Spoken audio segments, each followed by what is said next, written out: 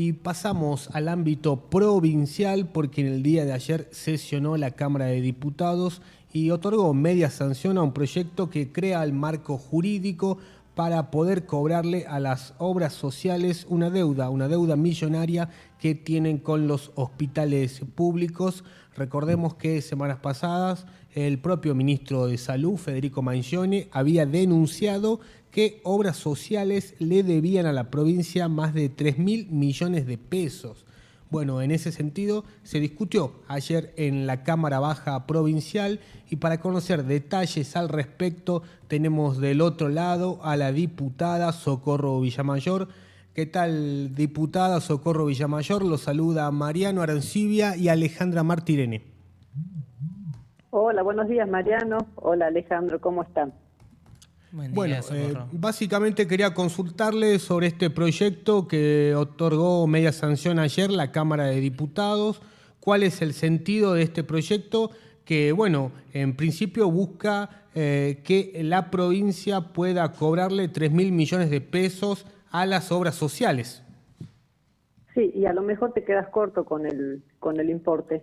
Lo que hicimos ayer es aprobar un proyecto que lo que viene a establecer es, como bien lo dijiste vos, un procedimiento ágil, un procedimiento primero buscando un acuerdo extrajudicial y eventualmente, si esto no prospera, darle carácter de título ejecutivo a la deuda. Es decir, hoy existe una realidad en Salta, ¿cuál es?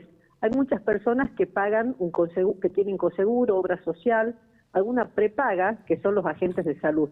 Ahora bien, los hospitales públicos, los efectores de salud, atienden, y esto es un derecho constitucional y una manda también del gobernador, a toda persona, cualquiera sea su condición, obras sociales o no, en un hospital público si así lo requieren. Ahora bien, antes de la llegada de Milei, teníamos un sistema nacional que era la Superintendencia de Servicios de Salud. Esta superintendencia, cuando sucedían estas situaciones en que un hospital público atendía a alguien con una obra social o con una prepaga, si no prosperaban los acuerdos extrajudiciales, luego hacía un débito automático a la obra social y le devolvía al Estado. Con la llegada de Milei, que emitió un decreto, dejó sin efecto la existencia de esta superintendencia y hoy la provincia lleva muchos meses más la deuda previa a la llegada de Milei sin recuperar aquello que volcó en atender a pacientes en hospitales públicos que sí tienen una obra social o una prepaga. A ese fin, la norma que aprobamos ayer tiene el siguiente esquema. Ante una atención a un paciente, que como repito, no se le puede jamás negar, se intima o se envía la factura al agente de salud, es decir, a la prepaga o al coseguro, quien tiene 60 días para efectuar el pago, para reintegrar, digamos, aquel importe. Si no lo hiciera, se constituye en mora e inmediatamente por esta ley, el Estado tiene la posibilidad de convertir esa deuda en un título ejecutivo. Recordemos que el título ejecutivo ya es una instancia judicial que tiene un proceso mucho más ágil que un juicio ordinario y que tiene también defensas limitadas por parte del demandado.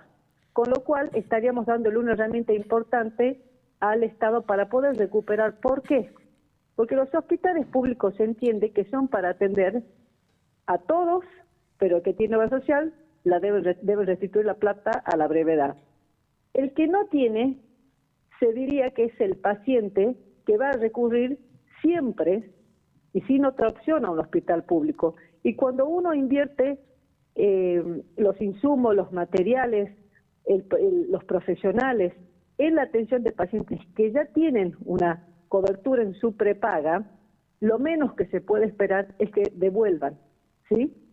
En ese sentido, hemos aprobado ayer por unanimidad este proyecto, salvo la oposición de los libertarios que no han estado de acuerdo, particularmente el diputado Cornejo.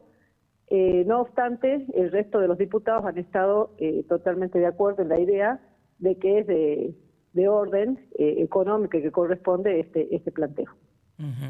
Socorro, Alejandra lo saluda. En la votación también se aprobó el proyecto de ley que propone que todo proyecto de ley, valga la redundancia, puesto a consideración de la legislatura que no obtenga media sanción es en una de sus cámaras durante el año parlamentario en el que tuvo entrada o en el siguiente se tendrá por caducado. ¿Puede profundizar un poquito más en eso?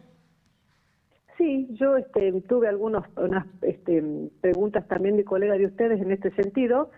Simplemente es una cuestión de orden administrativo, es una cuestión operativa dentro de la Cámara de Diputados y Senadores. ¿Por qué menciono ambas? Porque todo proyecto de ley se inicia en una Cámara y se trata con posterioridad en la otra, que se pasa a denominar Cámara Revisora. Se ha iniciado en diputados o se ha iniciado en senador, a partir de esta ley, si así lo aprueba también Senado, vamos a tener igual tiempo de validez de un proyecto presentado por aquellas personas que tienen iniciativa legislativa. Es decir, un proyecto legislativo lo puede presentar un diputado, la Corte de Justicia, o puede ser enviado por el gobernador.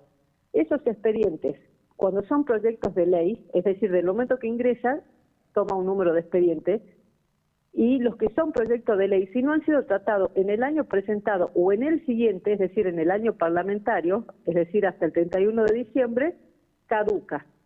Básicamente, se podría decir que cada proyecto va a tener una vigencia de 1 año y medio para ser tratado en una o en otra Cámara.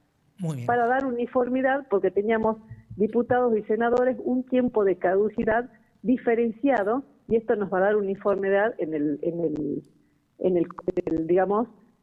entendimiento de cuánto es necesario que un proyecto esté en una Cámara.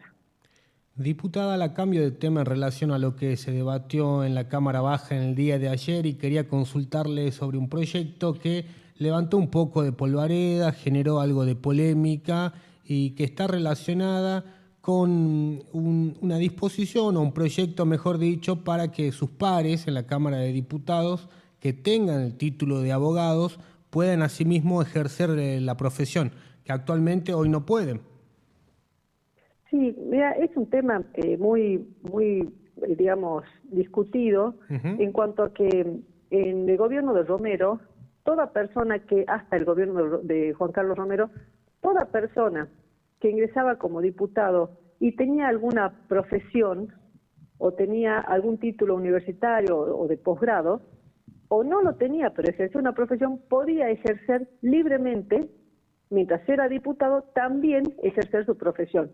Que de hecho, y si uno analiza, en la realidad, hoy en la Cámara de Diputados, quien tiene un comercio, trabaja en su comercio y es diputado. Quien es contador, trabaja en su estudio y es diputado. Quien es periodista, y se los conoce porque es una actividad más pública que otra, tiene su radio y a la vez es diputado. Sin embargo, decía yo, en la época de Juan Carlos Romero, por un tema particular, determinó el gobernador Romero enviar un proyecto a la Cámara solicitando que solamente los diputados que fueran abogados estaban privados de ejercer su profesión, lo cual demostró, sin embargo, él tenía una Cámara condescendiente, logró la aprobación favorable, y si vos analizás en esa introducción que te hice, es desproporcionado y viola el derecho de igualdad cuando hay una sola profesión que queda prohibida de ser ejercida. En ese sentido, nosotros hemos planteado una discusión. Lamentablemente, el propio Colegio de Abogados, en un fundamento, te diría hasta un poco vago, no ha sabido dar una respuesta contundente de por qué ellos sostienen a favor la prohibición, como te digo, arbitraria, desproporcional, que ataca el derecho de igualdad. Y paralelo a eso surgió en estos días una propuesta de otro diputado que plantea, en todo caso, para lograr la igualdad, es decir, que reconocen que el planteo habla puntualmente de desigualdad en el trato, plantea que en todo caso nadie pueda ejercer ninguna otra actividad mientras se es diputado. Yo en realidad digo, qué bueno que vengan con una propuesta totalmente antagónica que en definitiva lo que tiene como raíz es que está reconociendo que existe la desigualdad que tanto vengo planteando. Lo que sí, y no es menor, cuando yo defiendo la postura de que si todos van a ejercer le corresponde igual trato al profesional abogado, sí planteo que sea una norma que rija a futuro, para que no se entienda que aquellos que somos abogados queremos una ley a medida.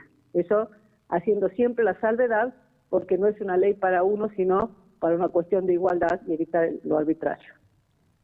Diputada Socorro Villamayor, le agradezco muchísimo por la comunicación, por la deferencia en atendernos y seguramente vamos a estar en contacto próximamente para conocer más detalles y novedades que acontezcan en la Cámara de Diputados. Muchísimas gracias.